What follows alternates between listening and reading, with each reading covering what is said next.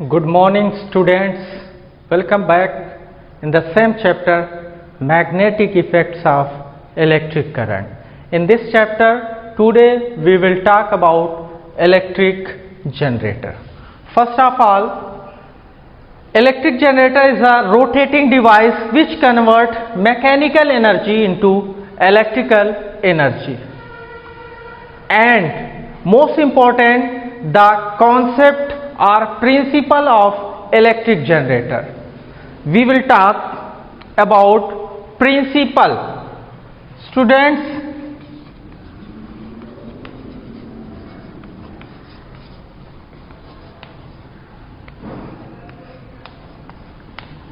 it is very important. Exam में अक्सर पूछा जाता है, write the principle of electric generator. So listen carefully.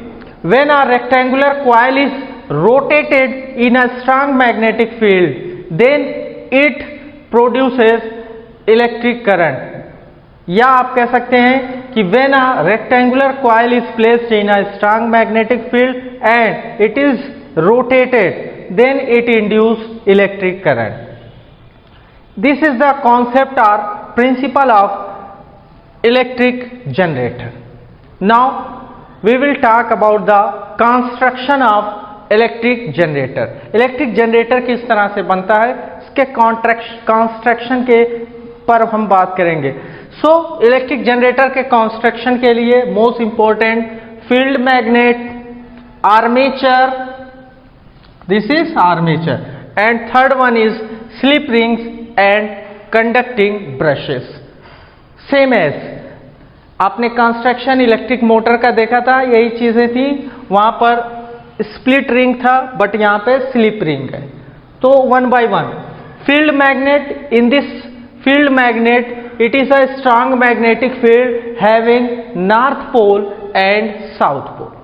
Strong magnetic field होता है जिसके अंदर एक नॉर्थ पोल और एक साउथ पोल होता है.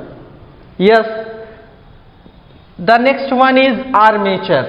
आर्मेचर के बारे में भी पिछले जो है लेक्चर में हमने डिस्कस कर लिया. इलेक्ट्रिक मोटर के अंदर the arrangement of number of turns of rectangular coil on a soft iron core is known as armature.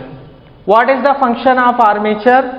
यहां पर इलेक्ट्रिक जनरेटर के अंदर आर्मेचर का क्या काम होता है? मैंने बताया कि number of turns, rectangular coil के नंबर ऑफ टर्न्स. तो किसी मैग्नेटिक फील्ड के अंदर जब हम नंबर ऑफ टर्न्स को रख करके उसके अंदर इलेक्ट्रोमैग्नेटिक इंडक्शन कराते हैं तो वहां पर जो इलेक्ट्रिक करंट इंड्यूस होता है they will sum up adds जुड़ जाते हैं and they will produce induce greater amount of electric current. तो इलेक्ट्रिक करंट का अमाउंट वहां पर क्या हो जाता है, बहुत ज्यादा हो जाता है. ठीक है, that is the function of the armature. Okay, या importance of armature. The next one is slip rings and conducting brush. इस इलेक्ट्रिक जनरेटर के अंदर दो स्लिप रिंग्स यूज किए जाते हैं. यहां पर मैंने डायग्राम में शो किया हुआ है, ring R1 and ring R2. Motor में आपने देखा था स्प्लिट रिंग यूज किया गया था, बट यहां पे स्लिप रिंग, सर्पिवल है, जो फिसलते हैं, स्लिप करते हैं. So these are slip rings. दो स्लिप रिंग्स यूज किए जाते हैं and these slip rings are supported with the conducting brush. दो कंडक्टिंग ब्रश सेम एज यहां पर भी ग्रेफाइट के बने हुए ये कार्बन के कंडक्टिंग ब्रश होते हैं जो इन ब्रशेस से रिंग से R1 और R2 इनसे जुड़े होते हैं. यहां पर आप देख सकते हैं this is the brush B1 जो R1 रिंग R1 से जुड़ा हुआ है और this is the brush B2 जो रिंग R2 से जुड़ा हुआ है. तो this is the construction of electric generator. Electric generator का निर्माण इस तरह से होता है, इस तरह से इलेक्ट्रिक जनरेटर को बनाया जाता है. स्टूडेंट्स, अब हम यहां पर बात करते हैं इलेक्ट्रिक जनरेटर के वर्किंग की, इसके फंक्शनिंग की. किस तरह से इसका फंक्शन होता है, किस तरह से इसकी वर्किंग होती है. ये थोड़ा सा कॉम्प्लिकेटेड है in comparison to electric motor. Electric motor की तुलना में थोड़ा सा जो है कॉम्प्लिकेटेड आपको मिलेगा, इसलिए आपको यहाँ पर ध्यान देने की जरूरत है और बिल्कुल ही आसानी से आप इसको समझ जाएंगे. सो फर्स्ट ऑफ ऑल यहाँ पर मैंने इलेक्ट्रिक जनरेटर का एक डायग्राम ड्रा किया हुआ है। यहाँ पर फील्ड मैग्नेट के रूप में आप नॉर्थ पोल और साउथ पोल को देख रहे हैं। यहाँ पर मैंने रेक्टेंगुलर कॉइल को शो किया है, बट इलेक्ट्रिक जनरेटर के अंदर रेक्टेंगुलर कॉइल की जगह पे आर्मेचर का यूज किया जाता है, जिसमें क्या होता है, यही रेक्टेंगुलर कॉइल्स को नंबर ऑफ टर्न में लपेट देते हैं, कई टर्न इसके दे दिए जाते हैं। एंड देन यहाँ पर आप देख रहे हैं एक एक्सल लिया हुआ है। एक्सल पर दो रिंग R1 और R2 लगे हुए हैं, जिसे हम स्लिप रिंग कहते हैं, और ये slip ring R1 conducting brush B1 से जुड़ा है और slip ring R2 conducting brush B2 से जुड़ा हुआ है। और इन ब्रशेस को एक गैल्वेनोमीटर से जोड़ दिया गया ताकि इस जो है रेक्टेंगुलर कॉइल के अंदर प्रोड्यूस होने वाले इलेक्ट्रिक करंट को या इंड्यूस होने वाले इलेक्ट्रिक करंट को इस गैल्वेनोमीटर के द्वारा ऑब्जर्व किया जा सके, इसके द्वारा डिटेक्ट कर लिया जा सके। स्टूडेंट, सेम एज यहाँ पर जो स्लिप रिंग्स है, इनके इंटरनल जो पोर्शन होते हैं दे आर इंसुलेटेड, और जो बाहर के पोर्शन होते हैं वो that is the conducting portion, और वो कंडक्टिंग पोर्शन किससे, कंडक्टिंग ब्रश B1 और कंडक्टिंग ब्रश B2 से जुड़े होते हैं। एंड इनका इंटरनल जो इंसुलेटेड पार्ट होता है वो एक्सल से जुड़ा होता है, और इसी एक्सल के थ्रू इस करंट कैरिंग रेक्टेंगुलर कॉइल को क्या किया जाता है, रोटेट कराया जाता है। तो यहाँ पर हम देखते हैं कि जैसे ही एक्सल के थ्रू इस रेक्टेंगुलर कॉइल ABCD को रोटेट कराया जाता है, और कैसे, क्लॉकवाइज डायरेक्शन में, इन क्लॉकवाइज डायरेक्शन,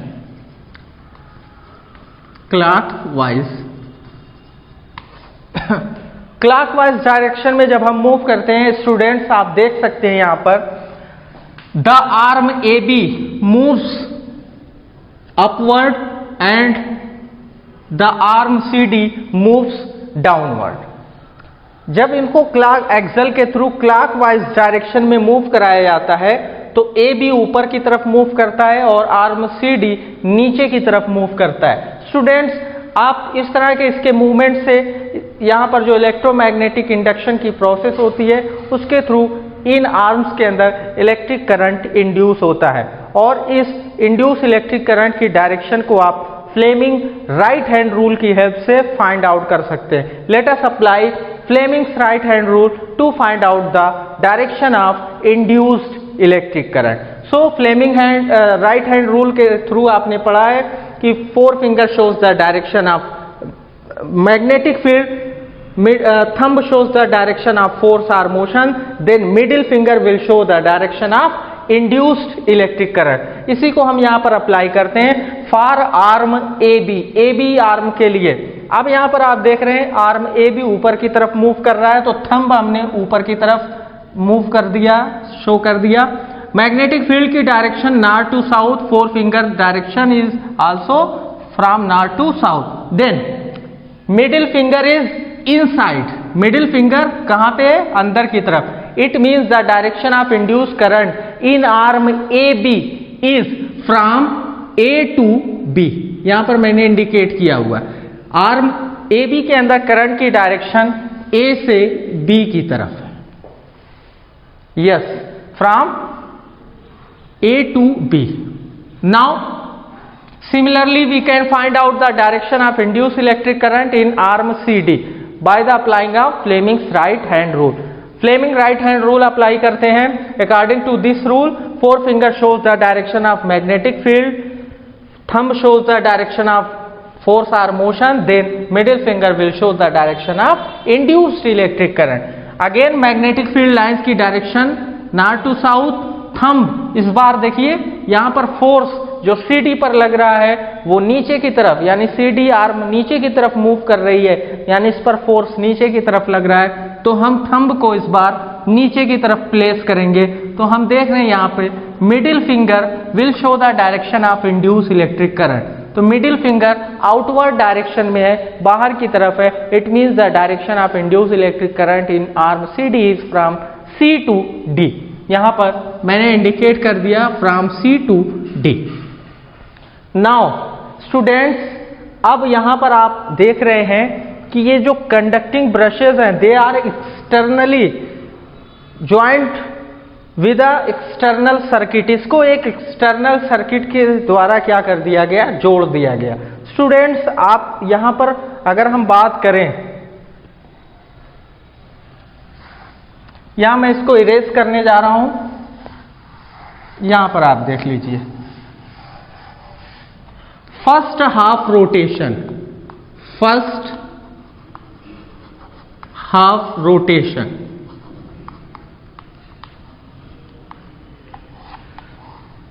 बच्चों आप देख सकते हैं कि the direction of electric current in external circuit is, external circuit में फर्स्ट हाफ रोटेशन के अंदर जो इलेक्ट्रिक करंट की डायरेक्शन होगी, देखिए हम रोटेट कर रहे हैं, करंट इंड्यूस हो रहा है ए बी में और फिर सी डी में, ए से बी की तरफ और सी से डी की तरफ। नाउ ये देखिए एक्सटर्नल सर्किट जो जुड़ी हुई है, यहां पर देखिए ये करंट B2 में आता है और B2 से एक्सटर्नल सर्किट के अंदर ये मूव करता है और मूव करते हुए conducting brush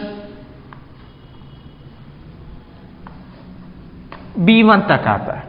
it means the direction of electric current in external circuit is from B2 to B1। This is the direction of electric current in external circuit. Students आप देख रहे हैं ये इलेक्ट्रिक करंट की जो direction है, ये जो एक्सटर्नल सर्किट जिसमें गैल्वेनोमीटर जोड़ा गया इन कंडक्टिंग ब्रशेस से, इस एक्सटर्नल सर्किट में B2 से B1 करंट प्रोड्यूस हुआ, मूव करते हुए B2 पे आया और B2 से ये एक्सटर्नल सर्किट के अंदर इंटर करता है और B1 में इंटर कर रहा है। ओके, तो हम यही पर बात कर रहे हैं कि फर्स्ट रोटेशन में, फर्स्ट हाफ रोटेशन जो कंप्लीट होगा उसके अंदर करंट की डायरेक्शन B2 से B1।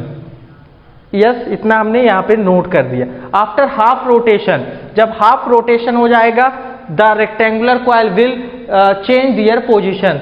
आर्म ABCD जो है ये किस पोजीशन को ले लेगी, DCBA। इसकी पोजीशन इस तरह से हो जाएगी DCB एंड A। स्टूडेंट्स यहां पर आप देख सकते हैं ये जो स्लिप रिंग्स हैं ये पूरी तरह से स्लिप करते हैं, ठीक है, जो कंडक्टिंग ब्रशेस B1 और B2 से जुड़े हैं। तो जैसे ही हाफ रोटेशन होता है इनका, ये अरेंजमेंट DCBA के रूप में होता है। यहां पर कंडक्टिंग ब्रश B1 जो है वो यहां पर आ जाता है और कंडक्टिंग ब्रश B2 ये यहां पर आ जाता है। आप ध्यान दीजिए, कंडक्टिंग ब्रश ये B1 कहां पे चला जाता है, यहां पे आ जाता है और B2 कंडक्टिंग ब्रश यहां पर आ जाता है। अब देखिए again Fleming's right hand rule आप अप्लाई करेंगे। इस बार CD जो नीचे की तरफ मूव कर रहा था, अब CD ऊपर की तरफ मूव कर रहा है। AB जो ऊपर की तरफ मूव कर रहा था, इस बार AB नीचे की तरफ मूव कर रहा है। तो यहां पर आप अगेन जो है Fleming right hand rule apply करके यहां पर इलेक्ट्रिक करंट की डायरेक्शन को फाइंड आउट कर सकते हैं। फ्लेमिंग राइट हैंड रूल मैंने अप्लाई किया, करंट की डायरेक्शन इस बार देखिए आर्म CD के अंदर D टू C हो गया। पहले C टू D था लेकिन हाफ रोटेशन के बाद D टू C हो गया। और आर्म AB के अंदर पहले करंट की डायरेक्शन A टू B थी, लेकिन इस बार आप देख रहे हैं फ्लेमिंग राइट हैंड रूल से किधर निकल रही, बाहर की तरफ, यानी B टू C हो गया। इस तरह से एक्सटर्नल सर्किट के अंदर जब आप करंट की डायरेक्शन को यानी इंड्यूस इलेक्ट्रिक करंट की डायरेक्शन को देखेंगे, देन क्या मिलेगा आपको, यहां पे मैंने बताया हाफ रोटेशन जब कंप्लीट हो जाएगा, फर्स्ट हाफ रोटेशन, तो ये B1 की जो पोजीशन हो जाएगी, ये स्लिप रिंग के साथ ये मूव कर जाएगा, यहां पर आ जाएगा और B2 यहां पर आ जाएगा। इट मींस जो एक्सटर्नल सर्किट के अंदर जो फिर से इलेक्ट्रिक करंट की डायरेक्शन होगी, इस बार B1 से B2, यहां B1 होगा और B2 यहां होगा, तो यहां से करंट की डायरेक्शन निकलेगी B1 से और यहां पर B2। इस तरह से second half rotation,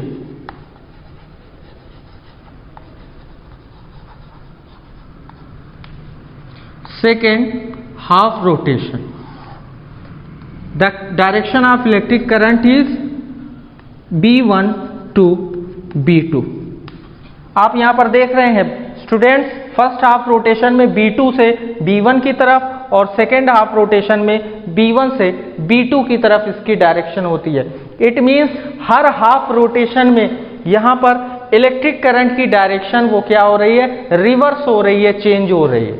the current which reverse its direction and magnitude periodically, that is called as alternating current, that is called as alternating current। Student abbreviation आपने इसका पढ़ा है, इसे AC कहते हैं, alternating current। yes,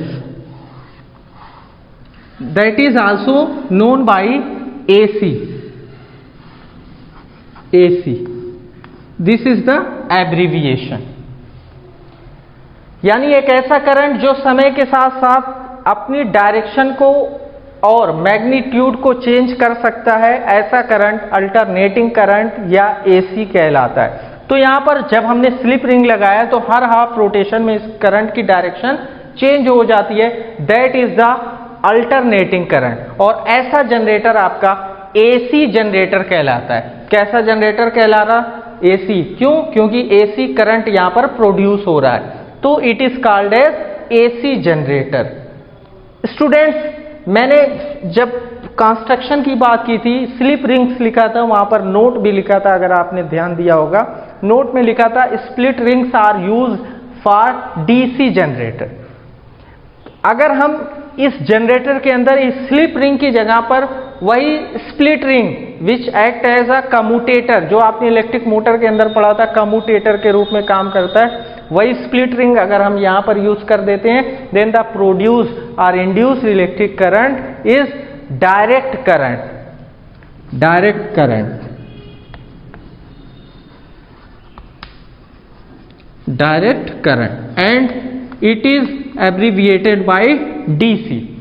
Students, the current which cannot change its direction but it can change its magnitude, that is called as direct current or DC। एक ऐसा current जो समय के साथ अपनी डायरेक्शन को चेंज नहीं कर सकता, ऐसे करंट को हम डायरेक्ट करंट कहते हैं। अल्टरनेट करंट हर हाफ रोटेशन के बाद अपनी डायरेक्शन को चेंज करता है, लेकिन डायरेक्ट करंट जो होता है वो अपनी डायरेक्शन को चेंज नहीं करता, सेम डायरेक्शन में मूव करता है, इसलिए ऐसे करंट को डायरेक्ट करंट या DC कहा जाता है। और ऐसा जनरेटर जो डायरेक्ट करंट को प्रोड्यूस करता है उसे डायरेक्ट DC जनरेटर कहते हैं।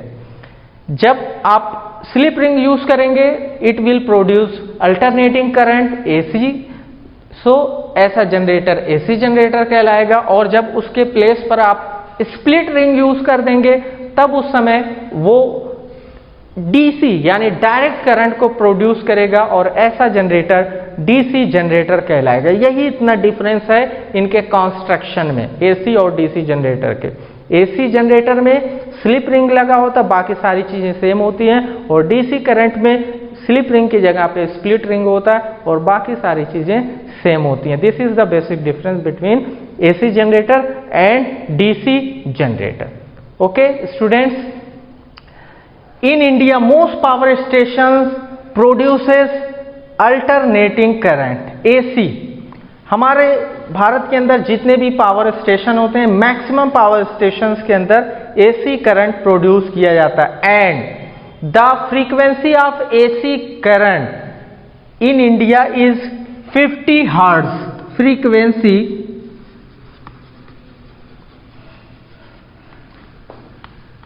50 हर्ट्ज।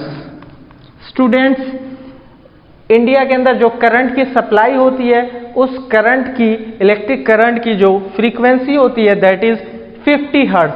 50 हर्ट्ज उसकी फ्रीक्वेंसी होती है। Okay, and if we talk that what time is taken to change its direction one time। so अगर आपसे बात करें कि इस AC करंट को एक बार डायरेक्शन चेंज करने में कितना समय लगता है, तो आप यहां से निकाल करके बता सकते हैं 1/100 second is required to change the direction of AC current. AC current 1/100 second के अंदर, यहाँ से आप फाइंड आउट कर सकते हैं। हर्ट्ज आपने पढ़ा है बच्चों कि 50 हर्ट्ज को हम 50 साइकिल पर सेकेंड भी लिख सकते हैं। मीन्स एक सेकेंड के अंदर 50 साइकिल बनती है AC करंट की, और हर साइकिल में आपको पता है दिस इज द, एक बार पॉजिटिव एक बार नेगेटिव, यानी एक साइकिल के अंदर हाफ रोटेशन में देखिए ये दूसरी डायरेक्शन, और फिर सेकेंड हाफ रोटेशन में अगली डायरेक्शन। तो एक साइकिल में ये 2 बार डायरेक्शन को चेंज करता है। तो 50 साइकिल के अंदर 50 टू 100 टाइम डायरेक्शन को चेंज करता है। इट मीन्स एक सेकेंड में 100 टाइम चेंज करता है। तो एक बार यानी 1 टाइम डायरेक्शन को चेंज करने में रिक्वायर्ड टाइम 1/100 सेकेंड, यानी AC करंट 1/100 सेकेंड के अंदर अपनी डायरेक्शन को चेंज कर लेता है। स्टूडेंट, ये बहुत इंपॉर्टेंट क्वेश्चन है, बहुत बार एग्जाम में पूछा जाता है what is the frequency of AC in India 50 hertz, और ये भी पूछा जाता है what time is taken to change direction of AC current 1 time. तो 1/100 सेकेंड, एक बार डायरेक्शन को चेंज करने के लिए कितना समय लगता है? 1/100 सेकेंड। और कभी कभी ये भी क्वेश्चन पूछा जाता है कि what is the advantage of AC over DC। तो AC का DC पर क्या एडवांटेज है? सबसे बड़ा एडवांटेज AC का ये है कि हम AC करंट को, अल्टरनेटिंग करंट को बहुत लॉन्ग रेंज में ट्रांसमिट कर सकते हैं without loss of much electrical energy. But DC current को, DC को हम बहुत दूर तक ट्रांसमिट नहीं कर सकते, इसका ट्रांसमिशन नहीं कर सकते, क्योंकि ये डायरेक्ट करंट जो है वो लॉस हो जाता है। इसलिए जो है DC is not use to transmission of the current. तो this is the advantage of AC over DC। Students, I hope आपको इलेक्ट्रिक जनरेटर समझ में आया होगा। अगर आपको नहीं समझ में आया होगा तो आप इसको फिर से पढ़िएगा और इससे रिलेटेड जितने भी क्वेश्चन हैं उसको सॉल्व करिएगा। अगर इसके बाद भी आपको कोई डिफ़िकल्टी फेस होती है तो आप कमेंट बॉक्स में कमेंट करें, उसके आंसर्स आपको दे दिए जाएंगे। Thank you, that's all.